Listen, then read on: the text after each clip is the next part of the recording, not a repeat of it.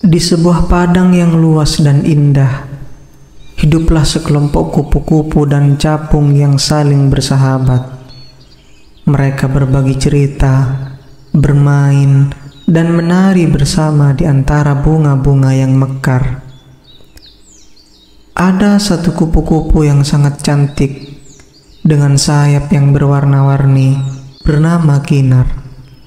Sementara itu, di antara para capung, ada seekor capung yang penuh energi dan spontan yang disebut Cepi. Kinar dan Cepi selalu menonjol karena keunikan mereka masing-masing. Kinar dikenal karena keindahan sayapnya yang memikat mata siapa saja yang melihatnya. Di sisi lain, Cepi terkenal karena kecepatan dan aksi akrobatiknya yang hebat saat terbang. Suatu hari, lembah mereka diserang oleh koloni semut yang ingin mengambil alih tempat itu untuk dijadikan sarang baru mereka. Semua kupu-kupu dan capung sangat khawatir. Mereka tidak tahu harus berbuat apa karena semut-semut itu sangat banyak dan terorganisir dengan baik. Kinar yang biasanya diam dan pemalu tiba-tiba mengambil inisiatif. Dia terbang tinggi dan melihat pemandangan dari atas, mencoba mencari kelemahan koloni semut. Dia melihat bahwa di ujung lembah banyak bunga yang belum mekar dan beberapa batu besar yang bisa menghalangi jalur semut. Dia kembali dan memberitahu rencananya kepada Cepi dan yang lainnya. Kita bisa gunakan bunga dan batu itu untuk membuat penghalang, kata Kinar. Kita buat jalur yang membingungkan, sehingga semut-semut itu tidak bisa menemukan jalan mereka ke sini. Cepi segera setuju dan dengan kecepatannya, ia mengorganisir para capung untuk menyiapkan bunga dan batu. Beberapa kupu-kupu membantu dengan mencari bunga untuk membuat penghalang lebih padat. Mereka bekerja sama, memadukan keindahan dengan kecepatan, dan akhirnya terciptalah labirin bunga yang membingungkan bagi semut-semut tersebut. Ketika semut-semut mencoba memasuki lembah lagi, mereka tersesat dan bingung dalam labirin yang dibuat oleh para kupu-kupu dan capung. Mereka tidak bisa menemukan jalan ke tengah lembah dan akhirnya memutuskan untuk pergi mencari tempat yang lebih mudah untuk dikuasai. Kedamaian pun kembali ke padang tersebut.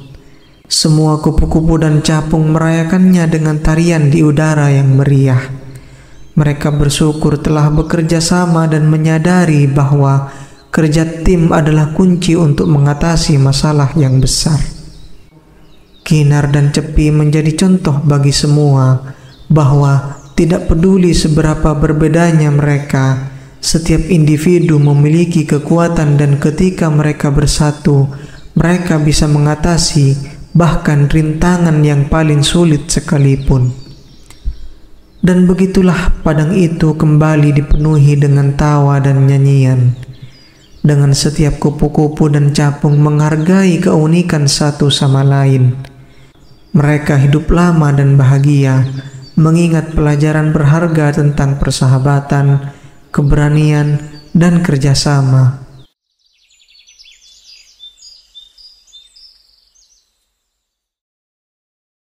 Dahulu kala di tepi sebuah danau yang tenang dan subur, terdapat sebuah padang lumut, di mana kodok-kodok kecil bermain dan bersenandung bahagia di bawah sinar matahari yang lembut.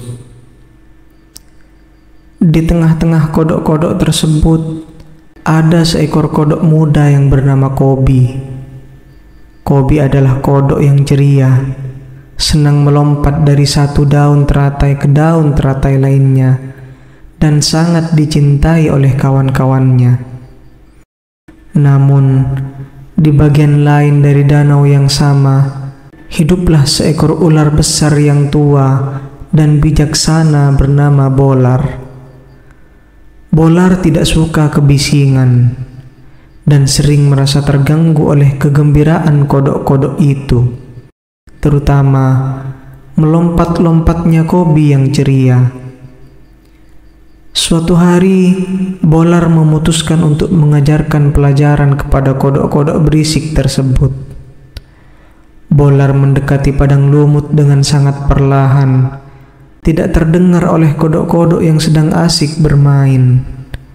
Dia melingkar dan mendesis, sampai Kobi yang tidak menyadari bahaya melompat tepat ke hadapan Bolar. "Oh, kodok kecil," bisik Bolar dengan suaranya yang mendalam. "Apakah engkau tidak tahu cuaca hari ini terlalu cerah untuk melompat-lompat tanpa perhatian?" Kobi yang terkejut dan takut tidak bisa bergerak atau bersuara. Dia belum pernah melihat ular sebesar dan seberbahaya Bolar. Kami hanya bermain, Tuan Ular." Akhirnya Kobi menjawab, suaranya bergetar. "Aku mengerti, tetapi dunia tidak selalu seindah padang lumut ini," lanjut Bolar. "Bahaya mengintai di setiap bayangan, dan makhluk seperti aku bisa dengan mudah menjadikan makhluk kecil seperti engkau santapanku." Kobi yang merasa hikmat di hati Bolar berkata, "Jika engkau mengajarkan kepadaku cara menghadapi dunia yang bahaya itu, maka aku yakin semua kodok akan mendengarkan perkataanmu dan belajar untuk lebih berhati-hati." Bolar terdiam sejenak, menimbang-nimbang kata-kata Kobi yang penuh kejujuran tersebut. Akhirnya, ia mengangguk perlahan, memutuskan untuk membagikan hikmahnya. Selama beberapa hari berikutnya, Bolar mengajarkan kodok-kodok cara mendeteksi bahaya, mengenali tanah yang berbahaya untuk diinjak, dan cara bersembunyi dari pemangsa.